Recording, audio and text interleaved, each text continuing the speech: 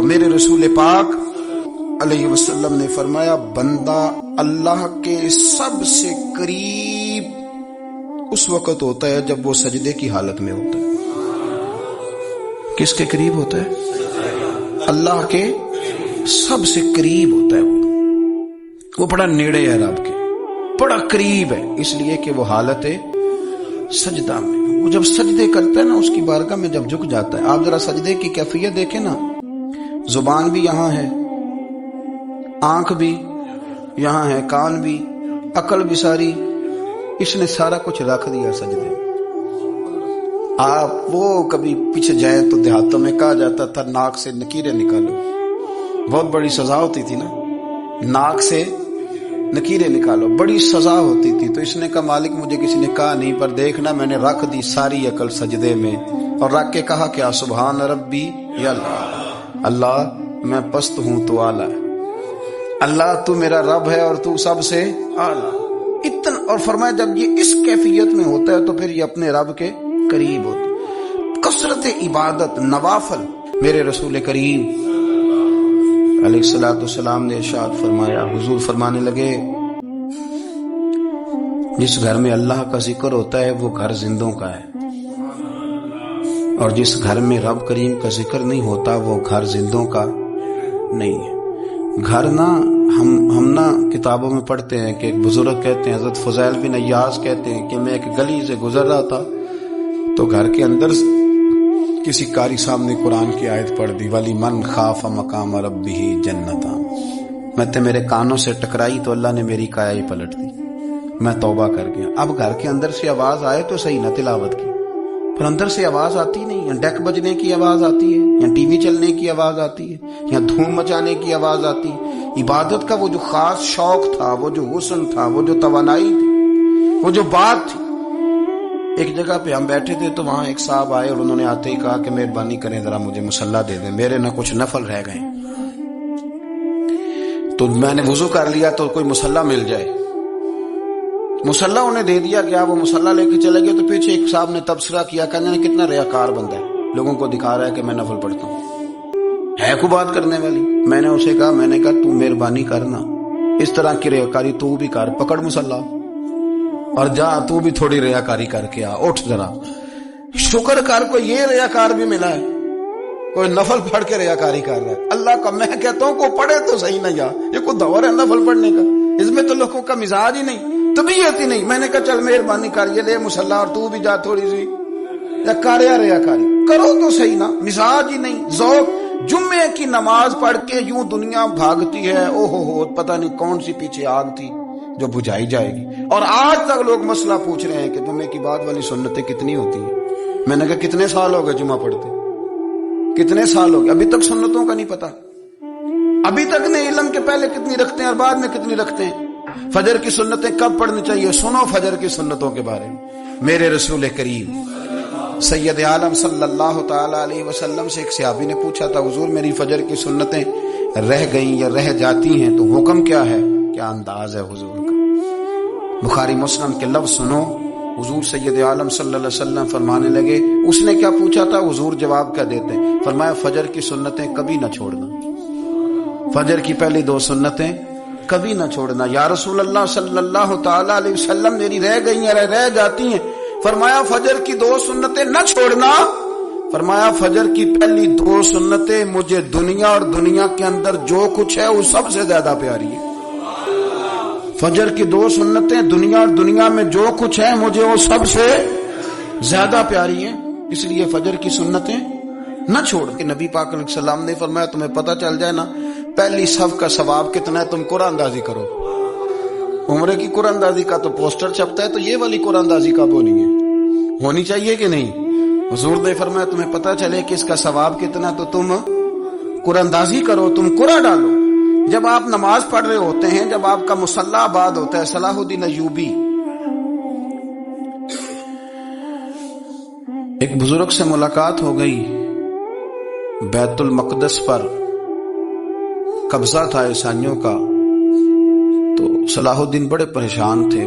بابا جی کہنے لگے پتر کیا ہوا، کہنے لگے حضور پتہ چلا ہے دشمن کے 2 بحری بیڑے اسلحہ لے کے آ رہے۔ मुसलमान पहले ही कमजोर हैं, और अब अगर 2 बहरी बेड़े और आ गए तो हुजूर मसला बन जाएगा।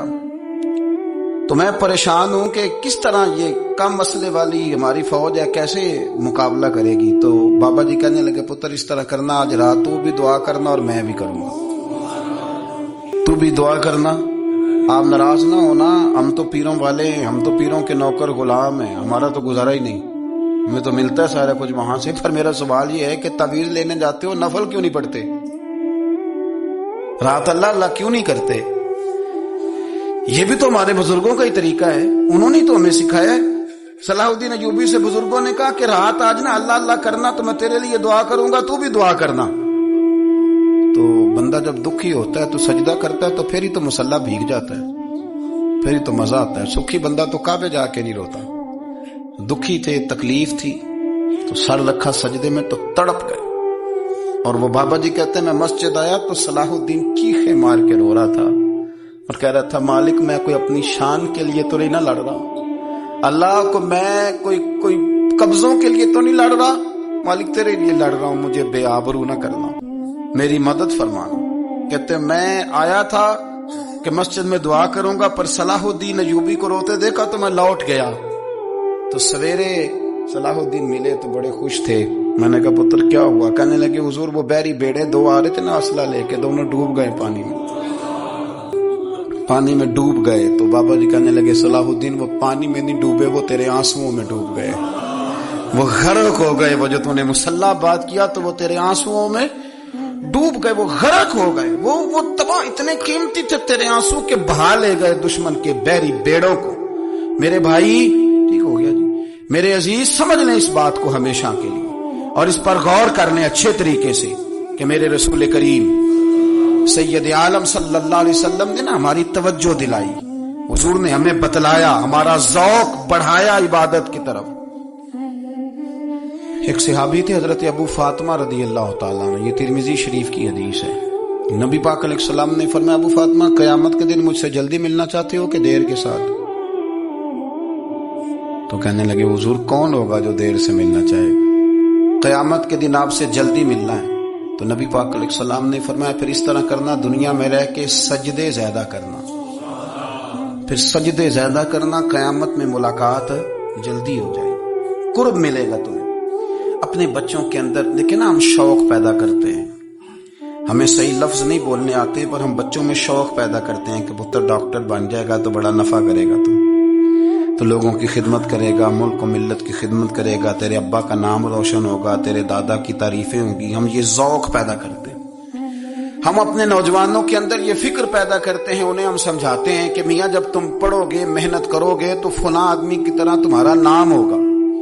ये जितना ज़ौक़ हम बच्चों के अंदर इन चीजों का पैदा करते, हमें हुक्म है किसी तरह हम ज़ौक़ पैदा करें कि पुत्र नमाज पढ़ेगा तो अल्लाह राजी हो जाएगा, तो सजदा करेगा। देखे ना मेरे रसूल करीम अलैहिस्सलाम ने फरमाया, 7 साल के बच्चे को मस्जिद लेके जाओ, यानी उसे शौक दिलाओ, उसके अंदर ये खासियत पैदा करो कि उसका दिल करे मस्जिद में जाने को, उसके अंदर ये खुसूसियात लाओ कि वो हमारे यहाँ ना हर चीज को प्रमोट किया जा रहा है, हर चीज को, यानी सुर संगीत सिखाने के लिए एकेडमियां बन गई, हर शय प्रमोट हो रही है, इबादत का जज्बा कम होता जा रहा है, अल्लाह अल्लाह का ज़ौक़ हमारे अंदर नहीं रहा।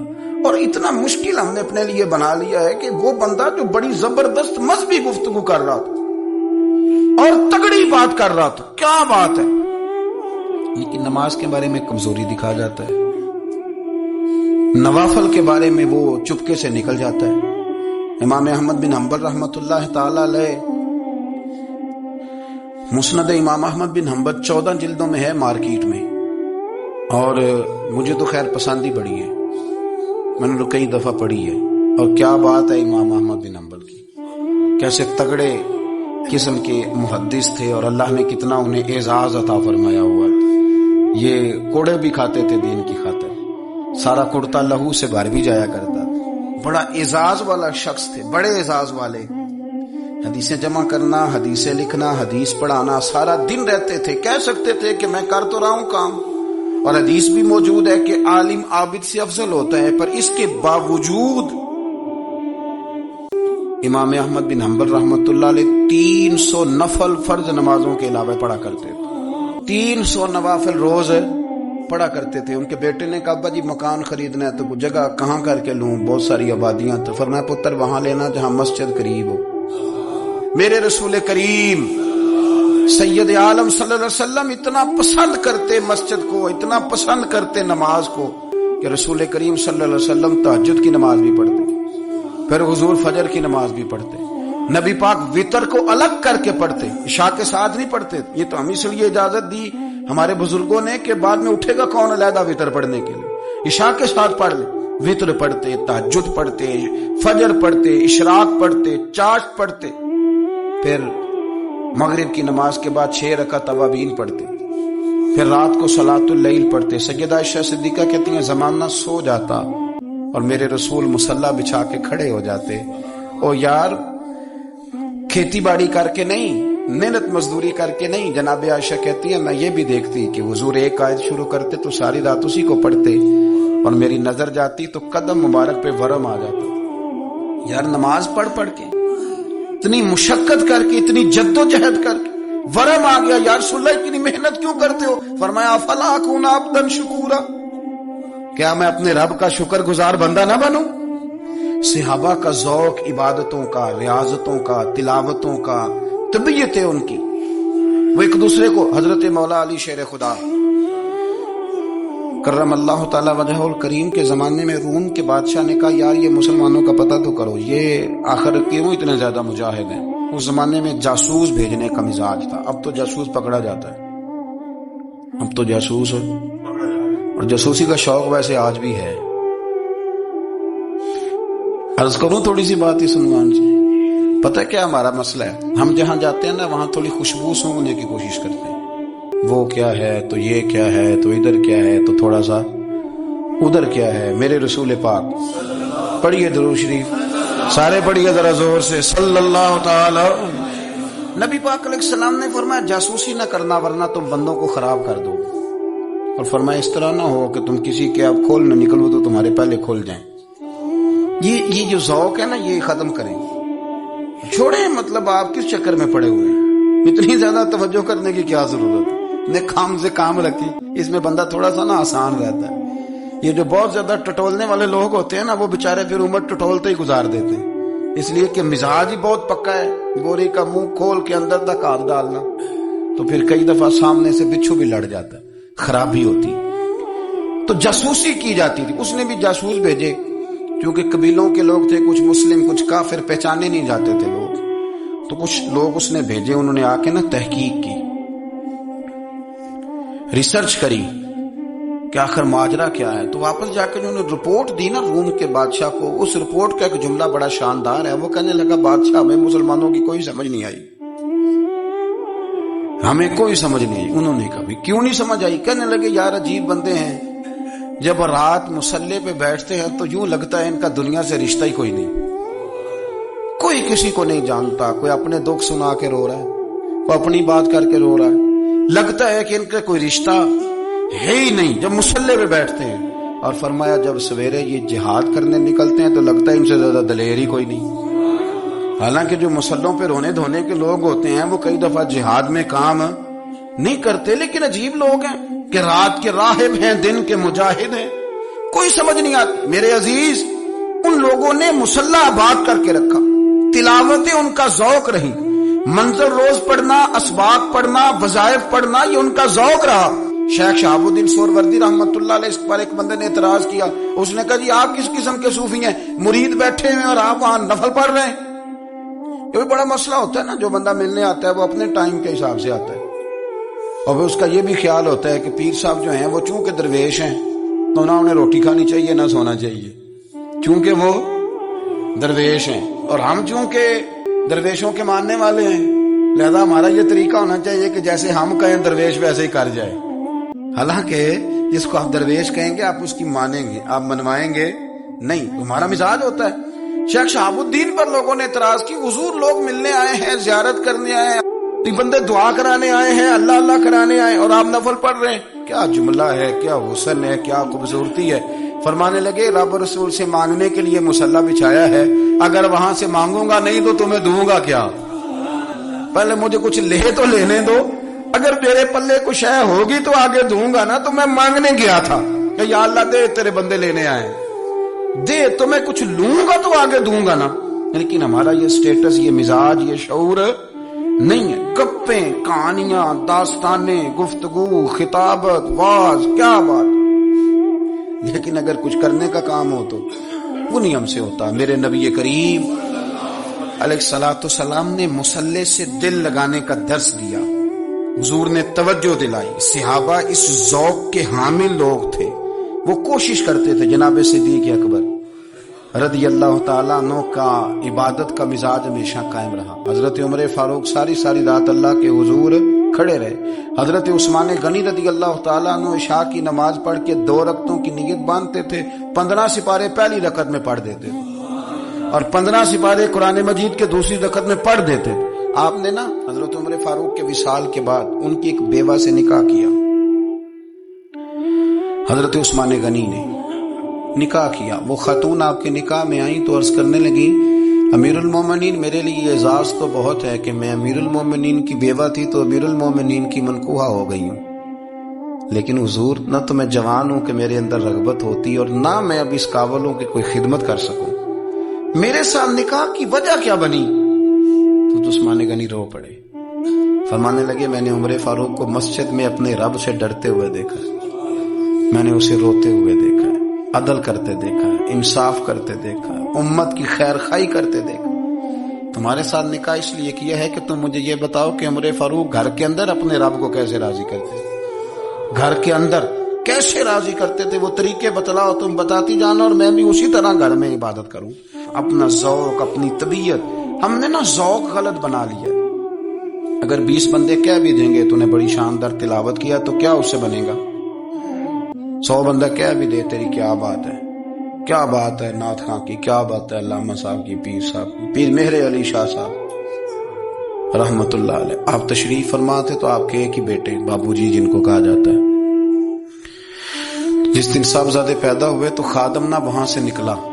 ان لوگوں کے شوق اور طرح کے تھے نا، تو ان کی توجہ بھی اپنے شوق کی طرف رہتی۔ تو خادم نکلا اندر سے، پیر صاحب مبارک ہو، پیر صاحب مبارک ہو، پیر صاحب مبارک ہو، پیر صاحب مبارک ہو، شور کر رہا ہے۔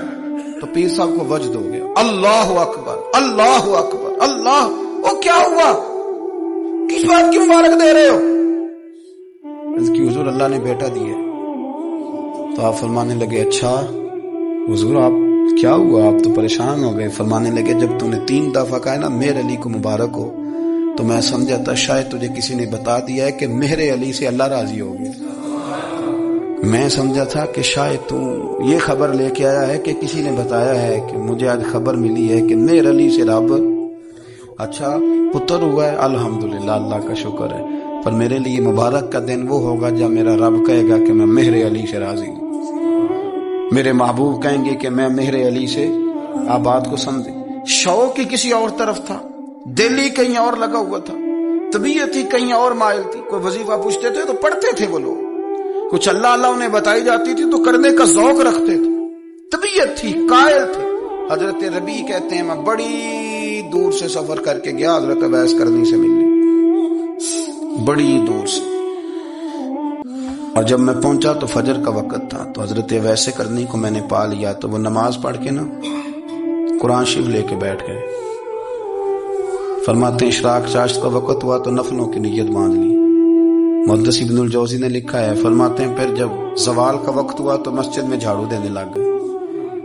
زور کی نماز پڑھ کے تو عصر کی تیاری تک وہ مسجد میں بیٹھے رہے، اور میرے نبی پاک علیہ السلام نے فرمایا جو نماز کے انتظار میں بیٹھا ہو وہ نماز ہی میں ہے، وہ نماز ہی میں ہے۔ فرمایا میری دنیا، میری امت کی جو رہبانیت ہے نا وہ اتنی ہے کہ نماز کا انتظار کرے، اذان کے بعد نماز کا یہ راہب ہے، یہ اس وقت چھوڑ کے بیٹھے ہیں سارا کچھ۔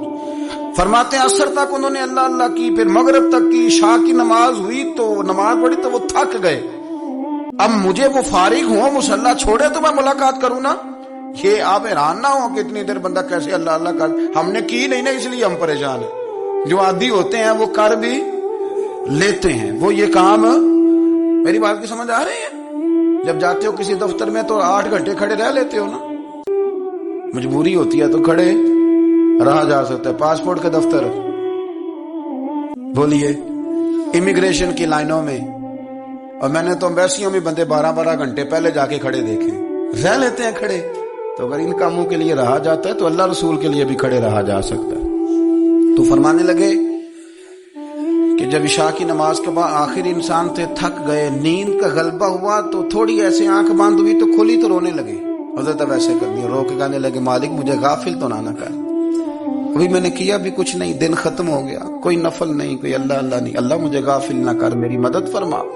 فرماتے ہیں جب وہ روئے تو میرے ساتھ جو شخص تھا, میں نے کہا اٹھو چلیں. کہنے لگا حضور ملنا نہیں. فرمایا جو میں لینے آیا تھا وہ مجھے مل گیا, جو میں ان سے سیکھنے آیا تھا وہ مجھے نصیب ہو گیا, اب اور میں نے کیا لینا, ختم ہو گئی بات, اٹھو چلیں.